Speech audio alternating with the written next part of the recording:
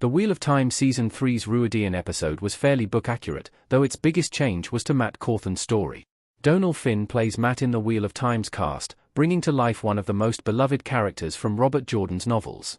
However, the Amazon Prime Video adaptation has made numerous changes in its depiction of the source material, many of which have affected Matt. Matt has essentially been on a different path to his novel counterpart since deciding not to travel through the ways with his friends in the penultimate episode of Season 1. Once again, Matt is off the mark in Season 3. The Wheel of Time Season 3 story is primarily an adaptation of The Shadow Rising, with Rand and Moiraine traveling to the Ale Waste and Perrin Ibarra returning to the Two Rivers. This means that the show is temporarily skipping over the integral parts of The Dragon Reborn.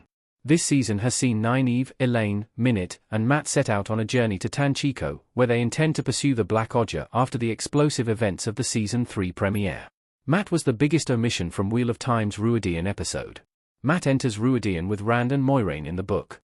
Allowing Matt to travel with Rand, Moiraine, and Egwene would have been a fantastic opportunity to get his story back on track after the departures in the first 2 seasons, but his trip to Tanchico has already caused him to miss out on one of his most notable book events. In Season 3, Episode 4, Rand and Moiraine journeyed into Rhuidean, a city on the Ale Waste, where they were able to experience visions of the past and the future.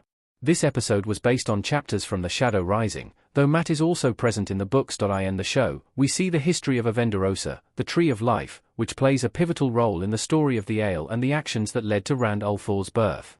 In The Shadow Rising, the most memorable moment regarding this tree is when Rand leaves his visions to discover his friend Matt hung by a rope from the tree's branches.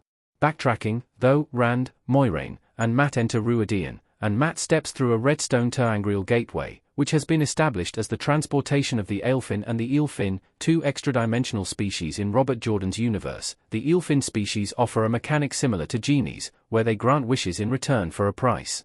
Matt makes 3 wishes to the Eelfin in The Shadow Rising, though he doesn't fully realize that that's what he's doing. He states that he wants the holes in his memory to be filled, he wants to be free from the Aes Sedai, and he'd like to be returned to Rhuidean. The first 2 wishes have crucial implications, and the third results in the Eelfin returning him to Rhuidean on the verge of death, hanging from the tree. Matt will still be hung, but not from Avendesera. Minute foresaw Matt being hung, just not in Rhuidean. Matt Cawthon, Domhnall Finn, standing before a vision of himself dead in the Wheel of Time Season 3 EP3. Image via Prime Video. Min's visions aren't entirely accurate, but when combined with knowledge of events from the books, they can be a fairly reliable source of what's going to happen in the TV show. We saw in one of Min's visions that Matt is still going to be hung, but it obviously isn't going to happen at Avendesera or Rhuidean. The hanging is part of the drama of the moment, temporarily raising the stakes and forcing the audience to believe that Matt is dead, but the importance of this sequence is the other 2 wishes that he's granted. It will be interesting to see how the Wheel of Time Season 3 compensates for the lack of this moment. Now that the Rhuidean episode is out, we know he's not just going to arrive there late. His hanging will likely happen in Tanchico, but that doesn't necessarily mean that it will fulfill the same narrative purposes. Since Matt has already gained the memories of his past lives through the Horn of Valir and Ishamael's tea in Season 2, there might not be a need for this scene at all, with Matt's hanging being a separate ordeal. Another possibility is that Min's vision of Matt being hung won't come true and that this was simply an Easter egg for the book event the show omitted. It's hard to say, but given that the show is planning to circle back around to Rand and Calendar after skipping The Dragon Reborn, it could be assumed that other book events will appear out of order. Matt's exclusion from the Rhuidean episode makes another change more likely. The Eelfin and Eelfin might be cut from the TV adaptation. Moiraine and Lanfear in the Wheel of Time custom image by Anna Nieves.